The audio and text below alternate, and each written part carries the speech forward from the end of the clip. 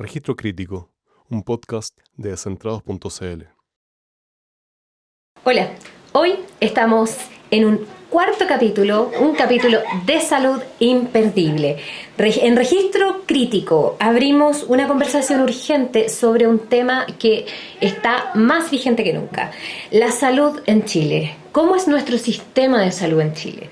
En un contexto marcado por los últimos recortes anunciados por el actual gobierno, las tensiones en la gestión y una creciente crisis de recursos humanos, más allá de las cifras, nos preguntamos qué hay detrás de estas decisiones, cómo se comunican y, sobre todo, qué impacto tienen en la vida cotidiana de las personas. Hoy nos acompañan dos profesionales de la salud. A mi lado tengo a Catalina Cantillana Alvarado y a este otro lado tenemos a Camilo Vaz del Campo. Por favor, Catalina, cuéntanos cuál es tu experiencia, cuál es tu formación, cuántos años llevas desempeñándote en salud. Hola, bueno, yo soy Catalina Cantillana Alvarado, mi profesión es kinesióloga, yo estudié en la Universidad de Chile. Llevo más de 20 años trabajando en la atención primaria, ese es mi lugar desde la salud pública. Soy directora de salud de una comuna, durante muchos años también fui directora de un CESFAM, así es que por lo menos mi vivencia es desde el territorio y desde la atención primaria de salud. Camilo, cuéntanos cuál es tu experiencia, cuál es tu formación. Bueno, yo estudié en la Universidad de Concepción, lo hice en medicina y posteriormente la especialidad de medicina familiar y comunitaria, y trabajo en la Escuela de Salud Pública de la Universidad de Chile y también en una red de salud. Perfecto. Bueno, vamos a entrar en materia dura. En relación al material que nos ha dado el subsecretario de Redes Asistenciales, Julio Montt, con respecto a la ontología, ¿no? del lenguaje. Como es sabido por todos, existe un decreto administrativo que redujo el presupuesto en salud en muchos aspectos. Él en un medio radial menciona que este no es un recorte, es un ajuste para revisar cómo se están haciendo las cosas. Esto involucra a diferentes sectores de la salud, ¿no? Es por esto que quisiera consultar, vamos a abrir los flancos, vamos a abrir el debate. ¿Cuál es la opinión que tienen ustedes del manejo comunicacional con respecto a los recortes presupuestarios? ¿Hay alguna fórmula involucrada que crean ustedes que debiese ir o se suma a la hegemonía de los medios hoy vigentes? Camilo, ¿qué te parece los anuncios de recortes que ha hecho el gobierno? Bueno, claramente muy lamentable y con mucha preocupación en un sistema de salud público históricamente desfinanciado, que ha ido perdiendo capacidades desde la dictadura en adelante. Se ha ido precarizando y esto va de la mano con un desprestigio de lo público en general. Entonces, a diferencia de otros países donde el sistema público de salud es referente y es el lugar donde van las personas, sobre todo si tienen algo más grave, en Chile esa lógica fue cambiando, pero premeditadamente. Premeditadamente desde la dictadura hasta ahora. Esto, si bien uno podría decir que lo de anunciar un recorte de esta manera se ocupa comunicacionalmente para seguir desprestigiando lo público, como si en el sistema público nos sobraran los recursos y se malgastan, cosa que no es así, es todo lo contrario. Esto es un proceso que ha venido en las últimas décadas fuertemente. Y en ese sentido creo que se está ocupando por un tema económico para de nuevo desprestigiar lo público, para que la población crea que lo que hacemos en el sistema público con pocos recursos en realidad es ineficiente, y es todo lo contrario. En concreto, el sistema público de salud de Chile es reconocido mundialmente, pero al estar desfinanciado hacemos mucho menos de lo que podríamos hacer, tenemos mucho menos impacto.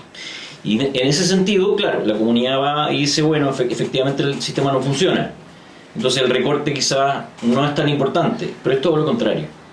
Va obviamente a funcionar con menos capacidades, con más rotación de profesionales, con menos insumos, y eso de nuevo es el mismo círculo que viene desde hace mucho tiempo, en términos de que lo público supuestamente es malo, pero nosotros tenemos una historia previa, con un sistema de salud fuerte, con varias décadas, y que ha tenido como resultado los buenos indicadores que tiene salud en baja mortalidad infantil, en alta esperanza de vida, que claramente se pueden ver perjudicados.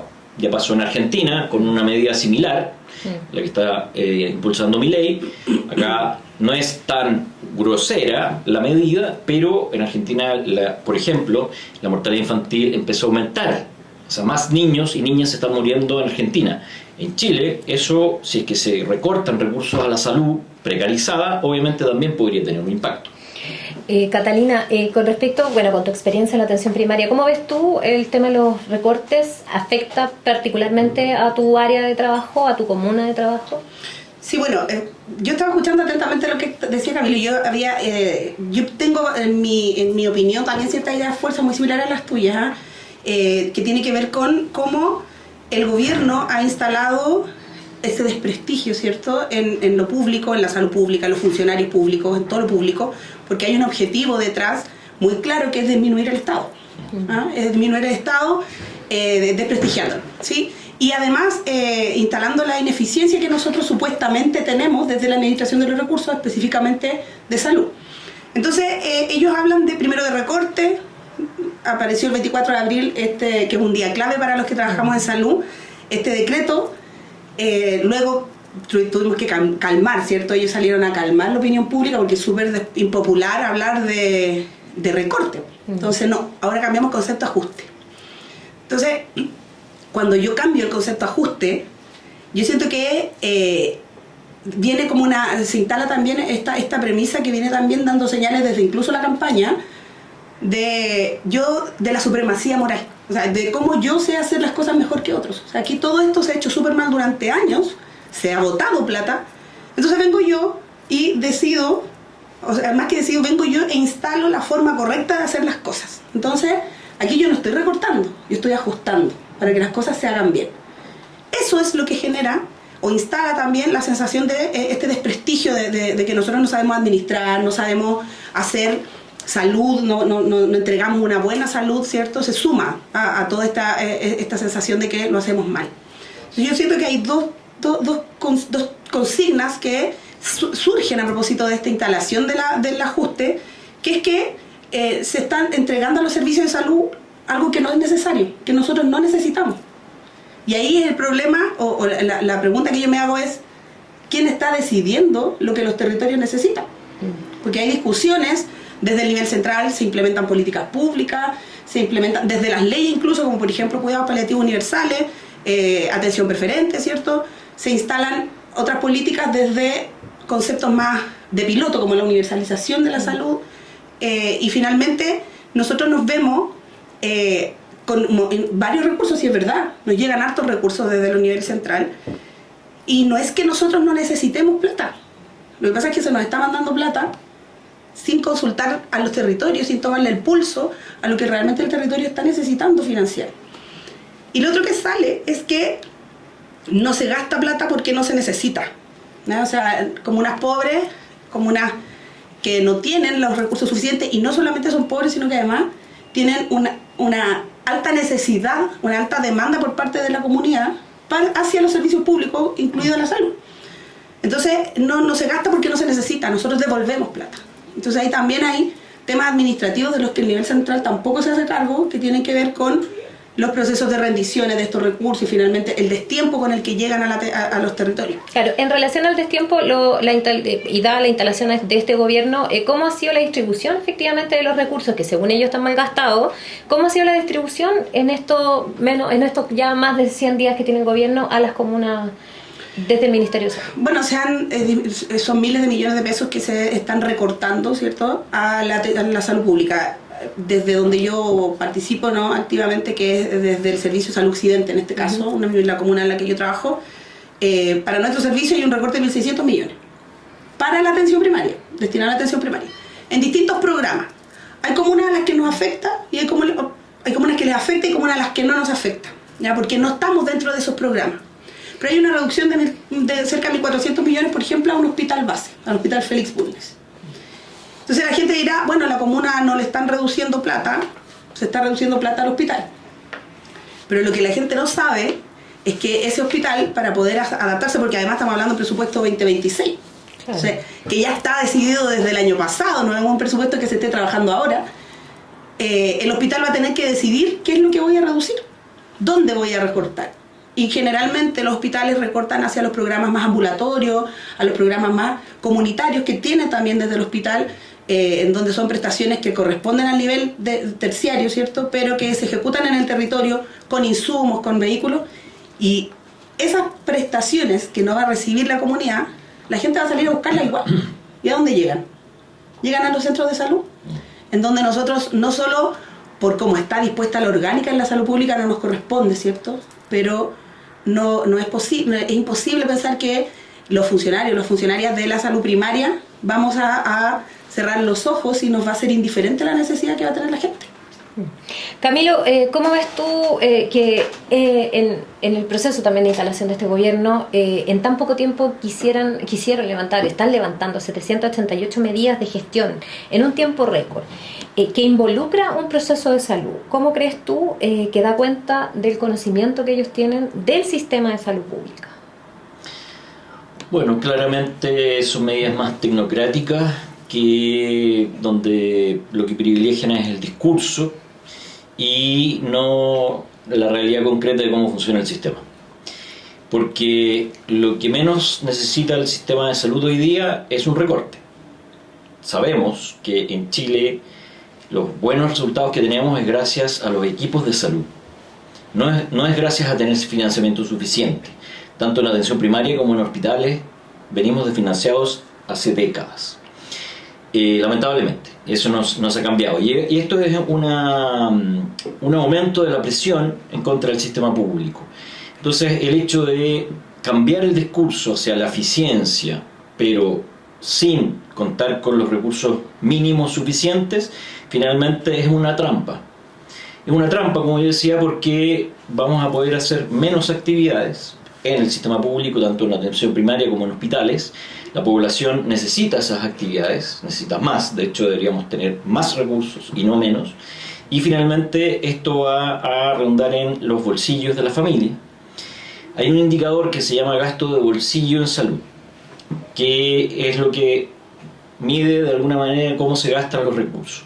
El Estado pone recursos a través de los impuestos generales, que lamentablemente en Chile además son regresivos por el IVA, o sea, finalmente la clase trabajadora es la que termina poniendo los recursos en salud. En el caso de Chile también las cotizaciones. En la gran mayoría de los países que tienen cotizaciones en salud van a un fondo único, porque somos todos y todas parte de este país, entonces todos contribuimos. En el caso de Chile están las ISAPRES, que es una aberración máxima y que desvía recursos hacia lo privado, hacia el asegurador privado, que en realidad no cumple con la seguridad social y es nefasto. Y una parte es el gasto de las propias familias después de eso, después de los impuestos y después de la cotización. En Chile es más o menos el 35%, es muy alto. La Organización Mundial de la Salud refiere que no debería ser más del 15, ojalá el 10. Y Chile es de los países de la OCDE que más gasto de bolsillo tiene. O sea, finalmente son las familias las que terminan gastando en salud lo que el Estado no está invirtiendo. Estas medidas van a aumentar obviamente eso. Ahora, no solamente en los países de la OCDE, que desde cuando nos medimos desde el 2010, sino que también en Latinoamérica. Hay países que son bastante más pobres que Chile, que invierten mucho más en salud y finalmente su población gasta menos del bolsillo. Nosotros estamos bajo el promedio, peor que la media de los países de Latinoamérica. O sea, estamos hablando de un país donde claramente la salud dejó de ser un derecho y todas estas medidas supuestamente de eficiencia, una cantidad muy difícil de implementar al final, que después nunca dan cuenta de si efectivamente tuvo resultado, porque quedó instalado el eslogan que es el sistema público ineficiente, vamos a hacer esto, y en la práctica en realidad yo creo que los problemas los van a sufrir obviamente nosotros como equipos de salud, porque no vamos a tener los recursos suficientes para la atención, y las familias que van a tener que recurrir al sector privado porque no vamos a tener en el sistema público lo que necesitan. Eso finalmente es el resultado. Todo el resto, esto de las medidas, la cantidad de indicadores, en fin, toda la burocracia detrás de la eficiencia supuesta de la nueva gestión pública, en realidad yo creo que es un poco de circo para justificar que lo que quieren hacer es debilitar el Estado. ¿Cómo ves tú que se están organizando? ¿Cómo ves tú que están asumiendo también los propios equipos de salud esta escalada de recortes? con la carga de trabajo que ya tienen los funcionarios de salud. ¿Cómo lo ves tú? Que ellos van, tú ves que van adelantándose, tú ves que van juntando fuerzas o que están entregando también el sistema para que finalmente colapse, como lo hemos visto también en Argentina, como tú muy bien dijiste. ¿Cómo lo ves tú? Lo veo con mucha preocupación, en general lo vemos con mucha preocupación. ¿Por qué? Porque, bueno, en el caso del recurso médico, que es lo que más está estudiado en Chile, en Chile no hay tan pocos médicos, somos 70.000 médicos y médicas, no es tan poco. El problema es la distribución, tanto regional como en el sistema público versus el privado. Entonces uno dice, bueno, echémosle la culpa a los médicos, como lo hizo Lagos con la reforma del auge. Los médicos son los que les interesa la plata y por eso se van al sistema privado. Pero los países capitalistas, como Inglaterra, como España, en fin, tienen sistemas públicos fuertes y la gran mayoría de los médicos y los equipos de salud están en lo público. No pasa como en Chile. ¿Qué sucede en Chile? En Chile lo natural, nosotros nos formamos en lo público, en consultorios públicos, en hospitales públicos, y lo lógico sería que siguiéramos en el sistema público, trabajando. Pero con estos problemas de que no van a haber reemplazo, de que vas a tener dificultades para salirte de vacaciones, en fin, o sea, y la sobrecarga, el quemar al funcionario público hace que, si puede, se vaya. Y ese es un gran problema, porque esa es una situación de base. Hoy día la tenemos. Tenemos altos grados de burnout, altos grados de sobrecarga de equipo, y esto le pone otro problema más, que es que finalmente lo que se espera que claramente las personas tengan más licencia médica, por ejemplo, porque los equipos de salud trabajamos con personas y eso desgasta mucho. Entonces, lo que uno podría ver de este resultado de déficit de recursos, que no se van a reemplazar personas que están con reposo médico o que dejan el sistema público y se van al privado, tampoco se van a reemplazar, lo que uno va a ver es precariedad en general y más sobrecarga de los mismos equipos de salud. Igual te toca un tema clave, los medios de comunicación masivos, ¿no? Se ha hablado mucho estas últimas semanas con respecto a la falta de atención médica. Tú mencionas una cifra muy importante de especialistas, médicos y médicas que están distribuidos o mal distribuidos a lo largo de todo Chile. Pero existe también un saber común de las personas en que uno de los estamentos más difíciles para lo público es el médico. ¿Por qué? O sea, si bien hay un desprestigio, ya lo hemos hablado, ¿no? Pero ¿por qué se da que es tan difícil también de repente reclutar médicos para la atención pública? Por lo mismo, por lo que estamos hablando un poco del engranaje de nuevo que viene desde las medidas neoliberales de la dictadura. Antes, los médicos y médicas que estudiaban en la universidad, que no pagaban, o pagaban muy poco, tenían un compromiso social, como todos los profesionales que llegaban a la universidad, todos los trabajadores de salud y todos los profesionales en general. Sentían que le debían al país, entonces trabajaban en lo público, y eso era lo natural. Con la dictadura, ¿qué sucede? Se disminuye el financiamiento, como lo estamos viendo ahora de nuevo, y se disminuyen los derechos sociales. Se cobra en la universidad, entonces uno sale con una mochila de deuda de millones, que empieza a trabajar en el sistema público, ve que además las condiciones de trabajo en el sistema público son complicadas, con pocos recursos, con sobrecarga, y finalmente va y dice, bueno, en el sistema privado me pagan más, trabajo mejor, y en realidad da lo mismo porque igual hay pacientes y hay muchos pacientes incluso que son de FONASA que están en el sistema privado. Entonces es difícil resistir en el sistema público, si ese es el tema. Hoy día probablemente todavía los médicos tienen esa facilidad de que si quieren velar por su propia salud, más que eso por su bolsillo, por su propia salud, es mejor irse lamentablemente al sistema privado. Por eso decía, eso que podría parecer individualista, en realidad es una política de Estado. Porque si nosotros efectivamente fortaleciéramos el sistema público de verdad con recursos, la carrera normal de todos los profesionales de salud, de todos los equipos de salud, es continuar en el sistema público. Entonces, este tipo de situaciones ahora más complejas lo que hacen es de alguna manera como expulsar a los equipos del sistema público. Por eso cuesta tanto. Y ya cuando un médico o algún profesional de salud se fue al sistema privado, es muy difícil que vuelva. Y eso ya lo hemos visto en diferentes gobiernos, en los primeros días, 100 días por ejemplo, que se decía, bueno, aquí vamos a disminuir las listas de espera, vamos a contratar tantos especialistas, en fin, no funciona. Lo que uno tiene que hacer efectivamente, bueno, obviamente cambiar el sistema de educación que tenemos, de que no sea tan comercial, y en el sistema público mejorar las condiciones. Y esto obviamente lo que hace es empeorarlas. Catalina, el decreto 333, ¿qué es? ¿Qué significa? Más o menos en palabras simples, ¿qué es lo que dice? Bueno, como comentábamos delante, es un decreto que emana del Ministerio de Hacienda, en donde se establecen los recortes por servicios de salud a lo largo del territorio. Es increíble cómo la sensación que queda, porque además uno tiene retroalimentación de dónde piensan o dónde dijeron, hay que recortar de aquí, por eso armaron el número, son números que llegan. Entonces, esos 1.600 millones que vienen menos, por ejemplo, para el servicio occidente, uno no tiene idea de dónde definieron que iban a ser 1.600 y no 800 como en nuestros servicios.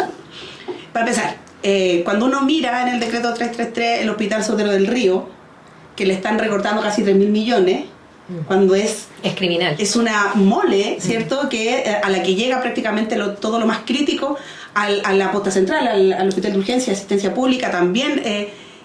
Parece ser que es como absurdo, no tiene lógica que, entendiendo la precariedad con la que trabajamos todos en todos los niveles, se recorte, ¿sí? Y por eso la visión que ellos tienen al momento de definir los recortes, más allá de que nosotros tenemos idea cómo llegan a los números, es porque lo hacemos mal, ¿no? Es porque usted le entregamos 100, usted no ejecutó 100, ejecutó 60, devolvió 40, sin hacerse cargo que esos 40 que no se ejecutaron no es porque nos sobre, es porque hay brecha también administrativa, como yo te comentaba anteriormente. ¿Nos va a afectar a todos? Sí, nos va a afectar a todos porque esto es una red, no es aislado un nivel de atención de otro. Nos va a afectar directamente porque además sabemos que esa es otra crisis que tiene que ver con el financiamiento al menos de la atención primaria, que es el único nivel que no se financia, que no está incorporado directamente desde la administración de los servicios de salud, sino que es a nivel local, es a nivel municipal. Y eso también es otro tema que no se habla, digamos, que nadie lo menciona, aun cuando somos cientos de miles los que trabajamos en atención primaria y quienes nos corresponde el rol administrador, sentimos la necesidad de que eso también sea un tema. O sea, nosotros nos financiamos con el per cápita, son 11.930 pesos el per cápita basal, que llega por ¿y qué se financia con ese per cápita? ¿Qué se financia? Eso es lo divertido. Claro, que la gente también tiene mucho derecho y vamos a hacer una especie de educación en salud para todos los que están viendo este capítulo. ¿Qué se financia con 11.000 pesos al año? Nótese, al año en salud primaria. Bueno, el per cápita a nosotros nos llega mensual, nos llega por inscrito validado, es decir, todas las personas que están inscritas en un CESFAM, lo que antiguamente, antes de que incorporar el modelo de salud familiar, era el consultorio, ¿sí? Entonces, la gente se inscribe, pero no solo basta con inscribirse, sino que además esos listados tienen que ser aceptados por FONASA, y FONASA decir, sí, esa persona que se inscribió es para usted y yo le voy a financiar a esa persona. Check. Nosotros tenemos brecha también entre, no sé, nuestro centro de salud más grande tiene 39.000 inscritos validados por FONASA, es decir, FONASA nos dice, sí, vamos a pagarle por cada una de ellas, de esas personas, pero adscritos, es decir, personas que figuran como inscritos dentro del consultorio o del CESFAM, hay una brecha de 7.000. O sea, hay 7.000 personas más que están en ese centro de salud inscritas y que reciben prestaciones, porque también la salud, no le vamos a decir a una mujer embarazada en el último mes de su embarazo que no la vamos a atender porque ella no está validada por FONASA. Entonces, nos hacemos cargo también de esa población. ¿Y qué se financia? Se financia todo. Se financia desde las remuneraciones, que en comunas como la mía se va alrededor del 90% del per cápita que ingresa. El per cápita son números grandes, o sea, a nosotros nos llegan 1.700 millones todos los meses, de los cuales son el 90% aproximadamente de remuneraciones, porque para poder echar a andar la máquina, para poder dar cobertura además a las exigencias que pone el nivel central, que estamos llenos de metas, llenos de indicadores por cumplir. Nosotros tenemos, por ejemplo, cerca de 900 funcionarios en la dotación. Entonces, hay mucha gente que trabaja, siempre la sensación aún así es insuficiente. O sea, no hay hora, no solo de médico, no hay hora de enfermera, no hay hora de nutricionista. Por otra parte está la infraestructura de los centros de salud, que también hay que financiarla y modificarla y adaptarla con los recursos de per cápita, donde no tenemos Vox, por ejemplo. O sea, los centros de salud, su capacidad de infraestructura ya llegó a un tope.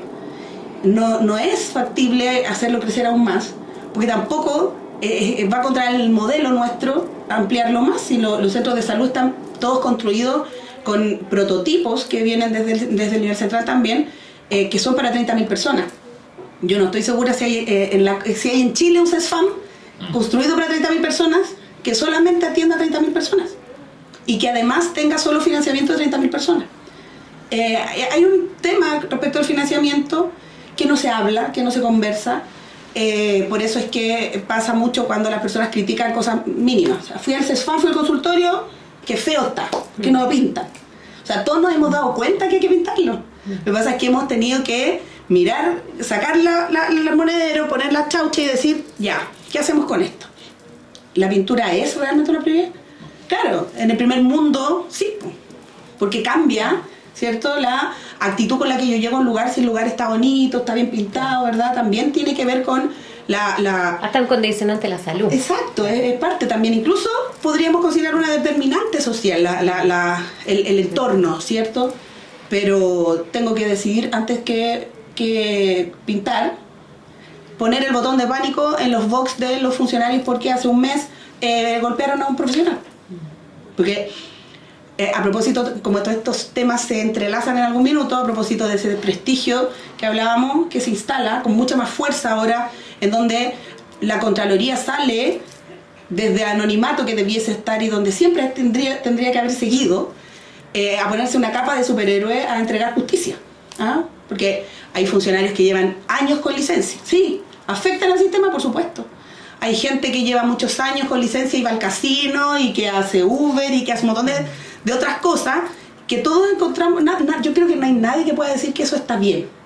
Pero hay algo que nos han dicho, que son lo mínimo.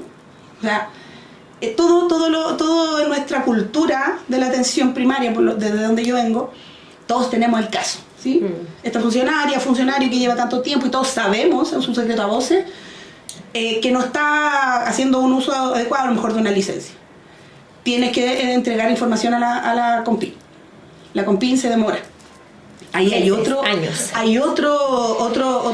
obstaculizador que nos ponemos nosotros como instituciones públicas, las zancadillas. ¿Ah?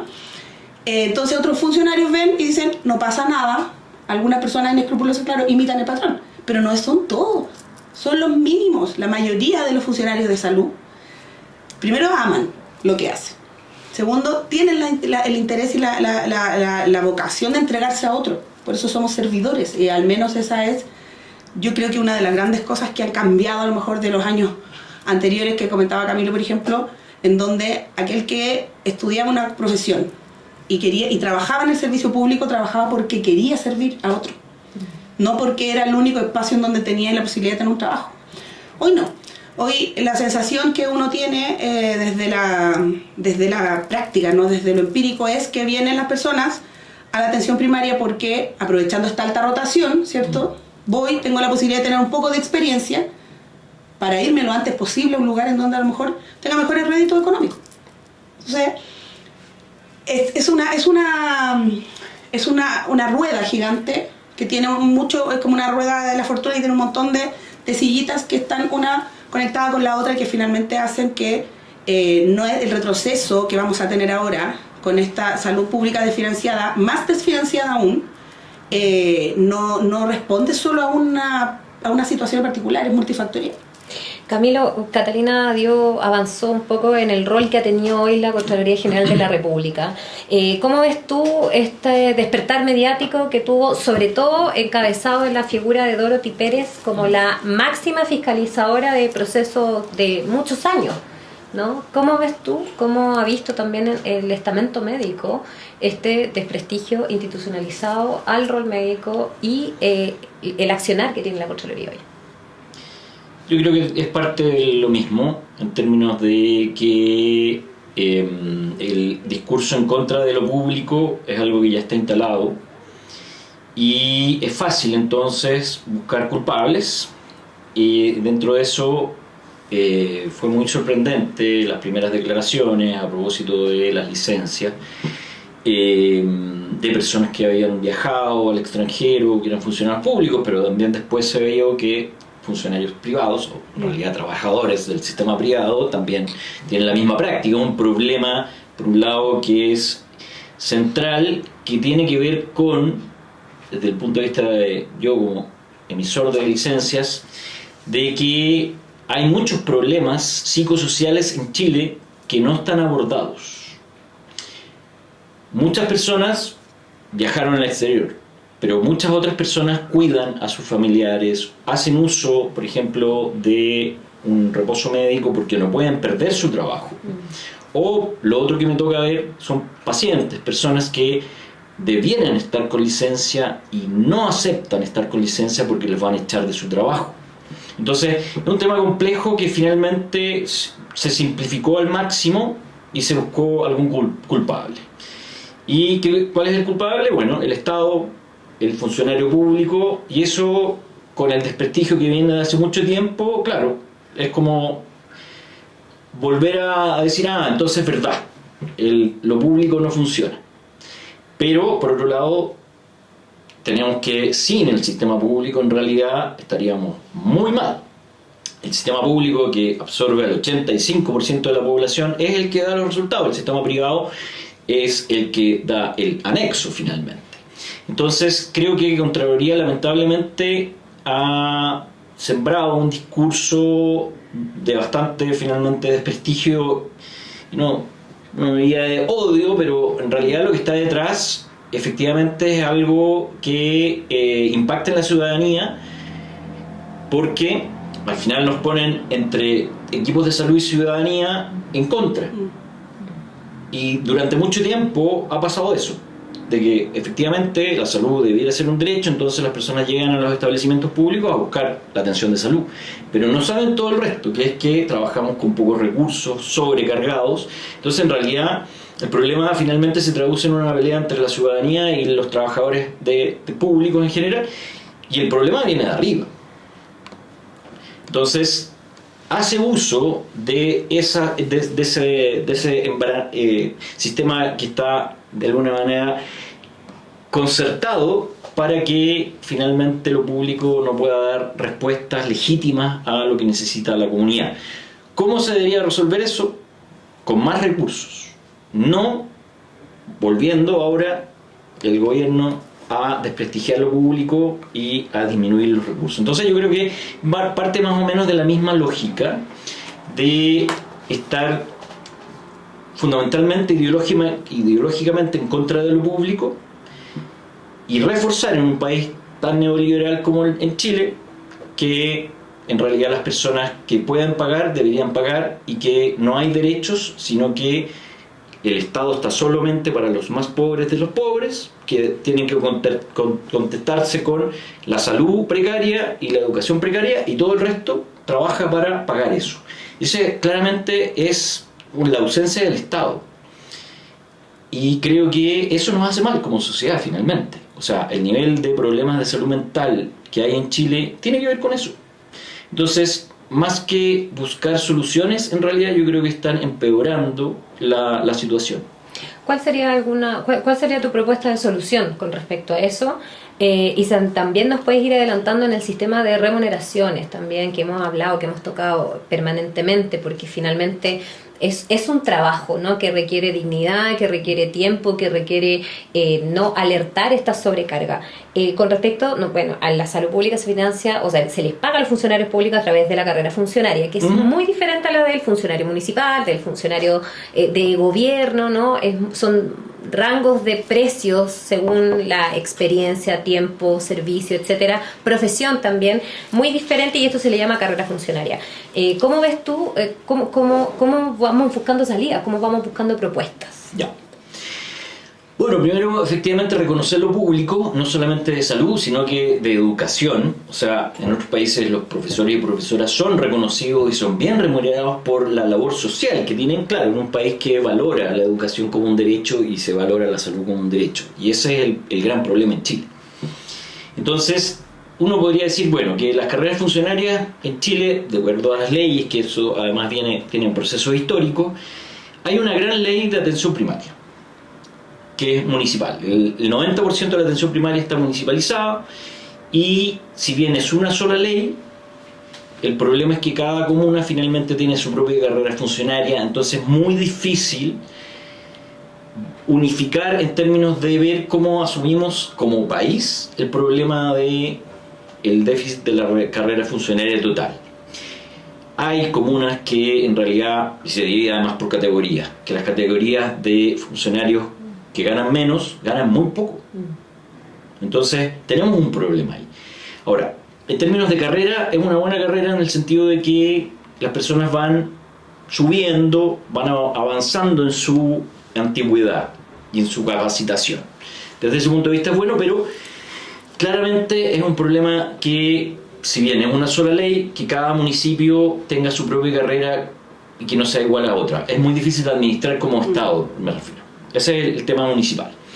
Y el resto, en los hospitales y consultorios que son de servicios de salud, tenemos dos leyes fundamentalmente. Una que es conocida como ley médica, que en realidad además tiene a odontólogos, químicos, farmacéuticos y bioquímicos, que es una buena ley. Que también tiene carrera, que uno va, en vez de bienios, tiene trienios y suma capacitación, tiene etapas, en fin. Que yo creo que es una buena ley. El problema es la otra, la ley 18. Que es como mucho más tradicional del Estado y que no tiene carrera. Entonces uno tiene que esperar más o menos que alguien se jubile o fallezca para tener ascenso y ir avanzando en su carrera funcional. Y eso es una demanda que tiene 20 años.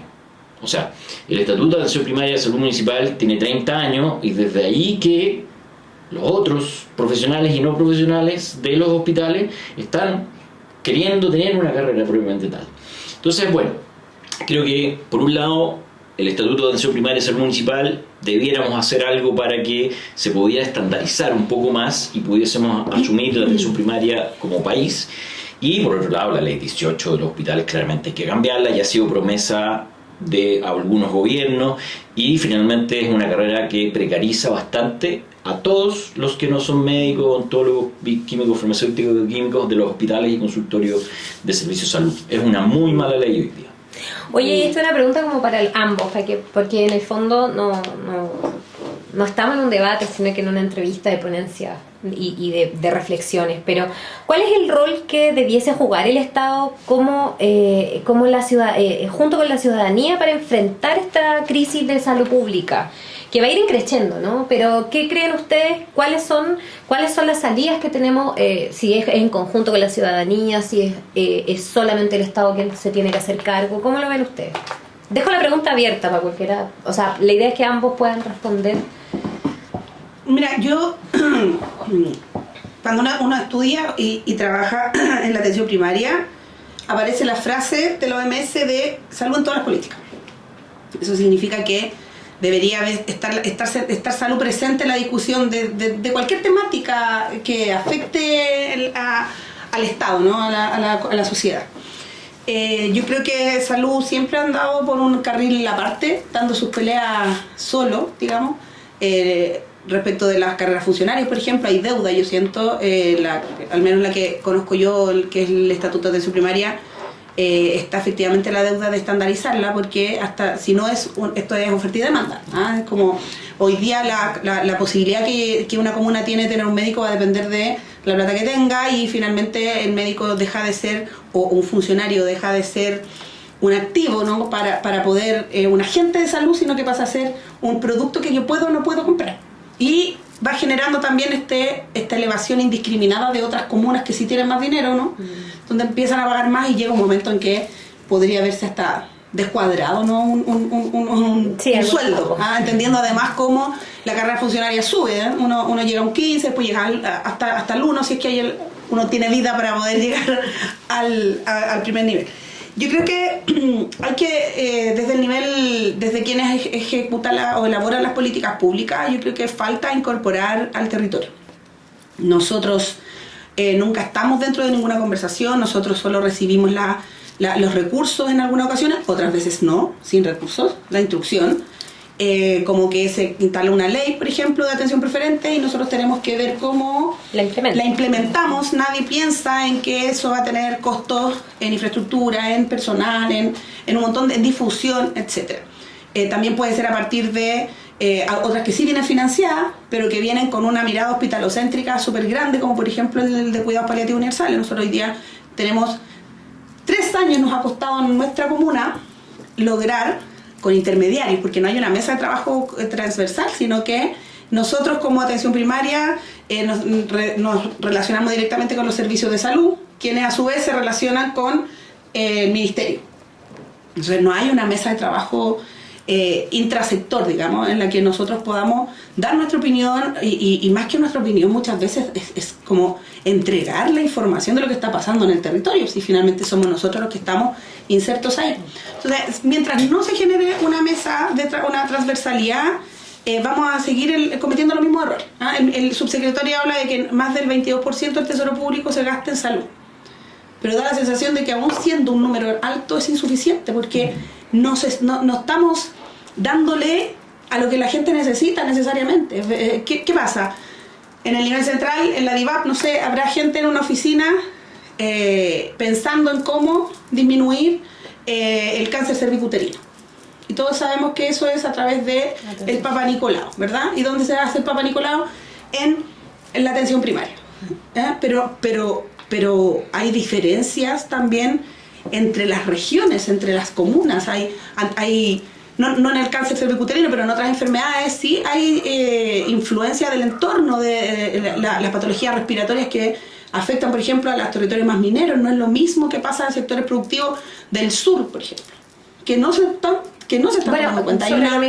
Sobre lo mismo, esta reducción, esto es porque no es un ajuste, es una reducción, ¿no? Está pensado en las ciudades, ¿cómo lo ves tú? En el área rural, que es algo que no se habla. ¿Qué pasa en la región? Lo que pasa es que nosotros, mira, estas reducciones solamente dan para inferir, porque no, como te digo, no sabemos de dónde salió ese número, por qué llegaron a ese número y no a otro, ¿sí? Nosotros podemos inferir, al menos yo, como lo infiero, desde que probablemente ellos sacaron la cuenta de la plata que no se ejecuta, que vuelvo a repetir, que no se ejecute no significa que no se necesite, sino que está mal hecho, creo yo, humildemente lo digo, está mal, hay demasiada burocracia entre medio que se les olvida que nosotros la salud la tenemos que entregar ahora, no en 6 meses. Nosotros, por ejemplo, en la atención primaria, estando en junio, todavía nos falta alrededor del 50% de las transferencias de ciertos programas que se supone que hay que ejecutar desde enero a diciembre. Entonces, ¿cómo? Imposible, no te da. Entonces, nosotros podemos inferir que es desde ahí, pero nunca ha estado tomado en consideración la realidad de la local para poder tomar la decisión de cuáles son las políticas públicas que tenemos que implementar. Es decir, o sea, hay expertos, por supuesto está la academia, ¿cierto? Hay mucha gente que sabe y que analiza números y analiza datos, y analiza indicadores, y está súper bien que eso se mantenga, pero falta la mirada desde las personas que estamos insertas en el territorio para poder complementar, ¿cierto? Y tomar decisiones en donde estemos todos los intervinientes y dejemos nosotros en la atención primaria, por ejemplo, de solo ejecutar lo que otro cree que es mejor. Camilo, la misma pregunta, ¿cómo ves tú cuál es el rol que debiese jugar el Estado, cómo también la ciudadanía para enfrentar esta crisis que estamos viviendo y que va en escalada? Sí, bueno, a mí me parece que el Estado tiene un rol garante de derechos, porque el Estado lo constituimos todas y todes. Entonces, somos todos, es la ciudadanía la que finalmente es la que trabaja fundamentalmente para que el país siga avanzando. En ese sentido, debiera garantizar la salud. Ese yo creo que es el principal rol, como debería garantizar otros derechos como la educación, debería garantizar la salud, y eso no pasa solo por el Ministerio de Salud, pasa la salud es un concepto bastante más amplio, que es todo lo que hacemos todos los días a cada rato, qué comemos, si podemos hacer actividad física o no, en fin, si estamos estresados o no en el trabajo, cuántas horas, engloba todo. Y eso, por lo tanto, trasciende al Ministerio de Salud, trasciende a los equipos de salud, y para eso se necesitan políticas públicas saludables, cosa que pocas tenemos en Chile. Por un lado,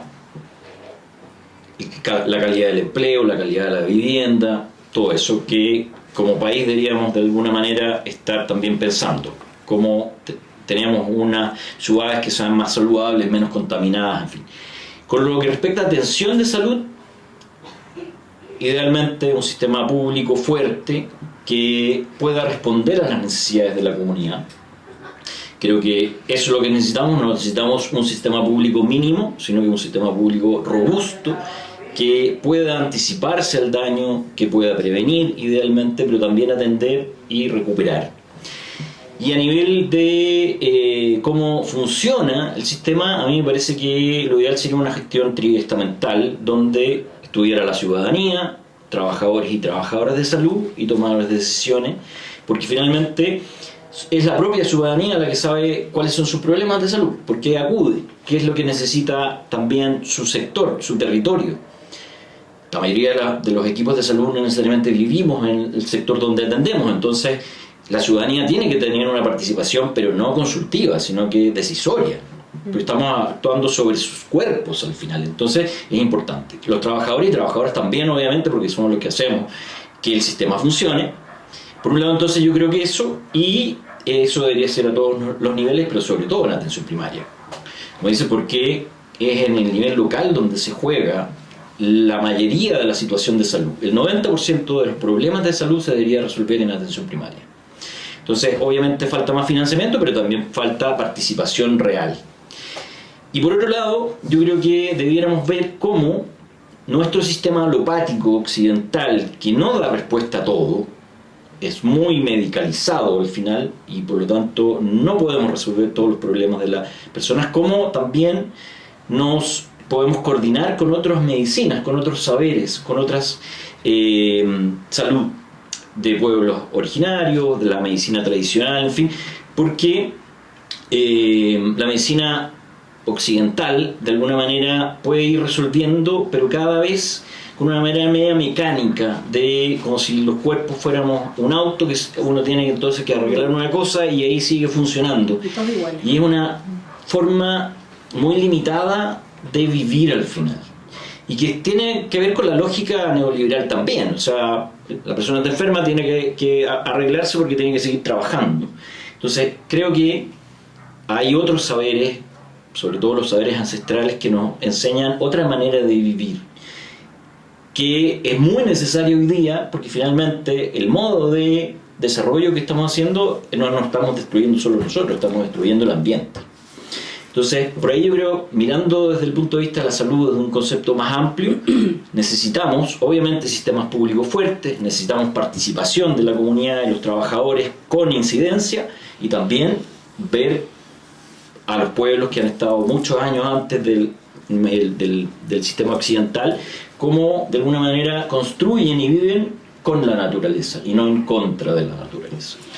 Sí, a mí me gustaría también, a propósito además de este desprestigio del que hablamos al inicio, yo creo que ahí tiene una tarea también el Estado, el gobierno sí, pero también el Estado de manera de tratar de instalarlo, que es la alfabetización, para que, porque es una pega que debiésemos hacer nosotros también los que estamos en el territorio, pero no nos alcanza el tiempo, no nos da la máquina, pero es súper importante incorporar los grandes conceptos de salud para que nuestra población también pueda darle el uso adecuado a la red. Yo siento que no hemos logrado como profesionales de salud, como institución, como niveles de salud, lograr también que la pertinencia de la consulta sea mejor, ¿ya? Es decir, la persona sepa cuándo es el SAPU, que sepa cuándo ir al CESFAM, que no todo lo tiene que resolver el especialista. Nosotros en la atención primaria tenemos un nivel de resolutividad súper alto. Si tuviéramos más recursos podríamos resolver aún más, porque la gracia que tenemos en nuestro nivel, que supone que es costo efectivo, es mucho más conveniente, ¿no? es porque no necesitamos tener tanta tecnología, ¿verdad?, a disposición, que generalmente son caras, para poder resolver. Si tuviéramos más recursos, podríamos evitar que aquella persona, por ejemplo, que es FONASA libre elección, decida, porque tiene la sensación de que en el CESFAM, en el consultorio, nada resulta, decide pagar un bono directo a un especialista que le va a pedir una cantidad de exámenes que probablemente no son necesarios, y va a resolver su tema probablemente en un nivel en el que, si hubiese ingresado por la atención primaria, no habría sido necesario. Y recomponer también la imagen que tenemos nosotros, eso sí es trabajo nuestro, pero yo creo que también es de quien disminuye, ¿cierto?, y pone en tela de juicio la robustez que tiene nuestro sistema de salud. O sea, nosotros tenemos un sistema, por ejemplo, de inmunizaciones de primer nivel. Hay programas como el Chile Crece Contigo, que en otros países nos miran y nos preguntan, oye, ¿de verdad que usted le entrega hasta la juar a la guagua? Hay políticas públicas súper antiguas que nos llevan hoy día a entregar alimentos. Y alguien nos dice, a mí una vez me preguntaron, ¿por qué entregan alimentos? O sea, tuvimos que remontarnos a el problema de la desnutrición, ¿cierto?, hacia finales de los 60, en donde los niños estaban desnutridos y tuvimos que implementar desde salud una política pública como entregar un medio kilo de leche o medio litro, no me acuerdo muy bien cuánto era el litro. No sé si era en litros o en kilos, pero hoy día tenemos y en general, como no sabemos, como nadie nos realza, ¿cierto?, la importancia y la seguridad que puede tener con nuestro sistema de salud, las personas no se dan cuenta a veces de lo que tiene cuando recibe una atención en el sistema de salud. Un niño de 1 año en una consulta privada no necesariamente va a tener lo que tiene un niño, por ejemplo, en un centro de salud donde lo va a ver una enfermera, le va a hacer 1 hora ciertos exámenes para evaluar su desarrollo psicomotor. Si tiene algún rezago, va a ir como una educadora. O sea, hay una cantidad de oferta, de cobertura que nosotros podemos entregar, que no se conoce, que no se valora desde la institucionalidad y que finalmente existe, y es lo que yo creo que hace tan bonita también la atención primaria en particular. Catalina, como para ir cerrando y agradeciendo también el tiempo que ustedes se dieron para hacer este capítulo que se hace con muchísimo cariño, ¿cuál es el mensaje que tú les dejas a la ciudadanía para que hagamos que el sistema de salud juntos, todos que somos parte, sea sostenible y justo a largo plazo? Bueno, desde la atención primaria, desde los SFAM, desde los DECOF, desde los SAPU, desde las potas rurales, nosotros queremos que la gente siga confiando. Yo creo que eso es lo esencial. Somos la entrada al sistema de salud hoy día. Hasta el momento creo que hemos dado el ancho en el sentido de lograr estar desde la posta rural más remota en el norte hasta el super sur de nuestro país. Tenemos una cobertura nacional muy potente, y yo creo que ese sería el mensaje: confiar en que nosotros sabemos, nosotros nos preparamos, nosotros estudiamos, nosotros seguimos normas técnicas, nosotros podemos entregar la salud de calidad que la gente necesita, que la gente merece, que nos unamos, ¿sí?, no que nos enfrentemos, por mucho que haya poderes que quieran hacer que nosotros nos enfrentemos con nuestra ciudadanía. Convocarlos para seguir haciendo una lucha juntos.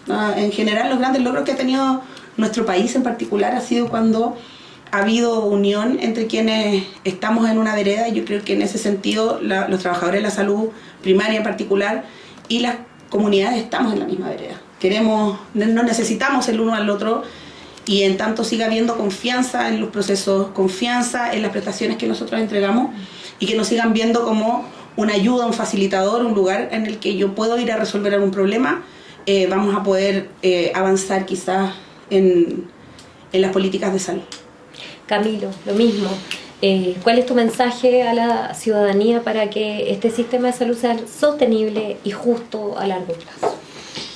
Yo creo que hay que valorar lo público